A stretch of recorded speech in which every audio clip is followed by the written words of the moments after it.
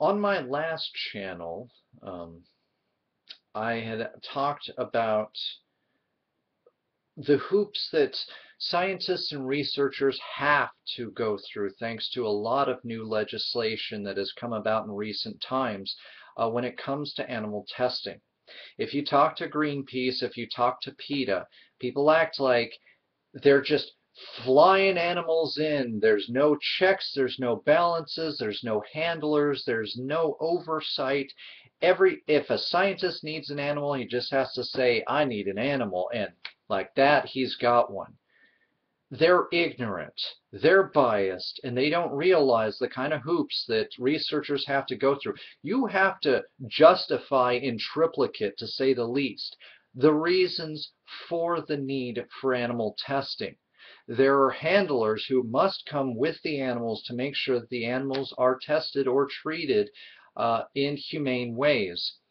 And if disposal is needed, again, it must be done in humane ways. We have created so many hoops to jump through that oftentimes researchers have to consider, well, do I really need to do this animal testing? Because if I do, I can't just get an animal. There has to be a valid reason for it. Sorry, PETA. Sorry, Greenpeace. Sorry, animal liberation terrorists. It's not as simple as you think. And I know you've got your secret videos, you've got your this, you've got your that. Show me real evidence or start walking, because I'm tired of this discussion. But there is a new development. The National Institute for Health is actually starting to consider going away from animal research. And actually, I've talked about this. I've talked about this on my past channel, about the fact that not just because of these hoops, but in general, we've been working towards a world where animal testing, at least in terms of research and science, will be a thing of the past. Another thing that Greenpeace won't tell you, another thing that PETA is not willing to divulge because it conflicts with their message. It conflicts with their dominant ideal that anything we ever do to animals, short of conservation, and even that I'm sure they have problems with, is us being cruel to animals. And then they want me to be sympathetic to the cause. Well, gee, what's the word I would want to think about in that situation there? Look, I'm not saying that animals are beneath us. I'm not trying to say that they have no rights.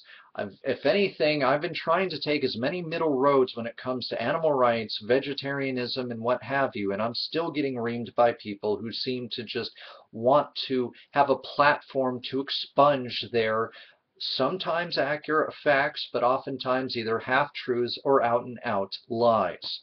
And I get sick of it. If you can't be genuine, if you have to resort to being disingenuous about your information just because you're running on emotion, I'm running off of science and logic, then obviously there's a problem there. Obviously, I'm not the one who has anything to defend because I have facts and you have, I'm upset. That's not an argument. But let me get to the good news for everybody involved. NIH, National Institute for Health, may soon retire almost all of its research chimps. New recommendations would keep just 50 on hand.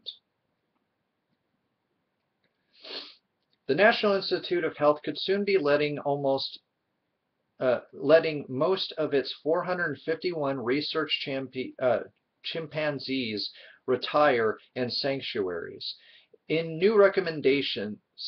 new recommendations are put into effect, the NIH Council of Councils approved a report yesterday that unanimously recommended almost all of the chimps should no longer be used for research, with just 50 being kept on hand for the possibility of new research, which would need to be approved by an independent committee.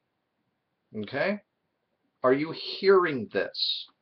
I don't mean to sound like I'm condescending, but most of the people I deal with are condescending, and I don't think either of us appreciate this. But you have to realize there are people outside of science who have to say it's okay for them to bring animals in to do the research. Again, scientists don't just snap their fingers and they get to then an animal that they can do whatever they want to, that they can torture in whatever bizarre, fanciful ways you have in your head. And there's no oversight. They can never be penalized because it's for science. I'm sorry. I'm sorry you hate science so much at times, but science does not work that way. I hate to burst your bubble on that. The NIH director will decide in late March whether to implement the recommendations, the New York Times reports. The NIH started looking at its usage of chimps after a 2011 report said that most of the biomedical research using chimps isn't scientifically necessary. NPR reports the recommendations also include guidelines for the 50 chimps who remain on hand. They must live in groups of 7 or more, with at least 1,000 square feet per chimp and room to climb. They must have outdoor access and food foraging opportunities, says PETA director.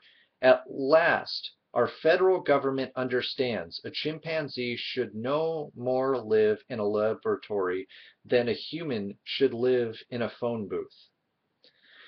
Well, see, there you go. You're trying to equate that the sanctuaries that are currently, the laboratories that are currently there are phone booths because to actually report on the actual parts that are actually going on would conflict with your message of animal cruelty now, wouldn't it?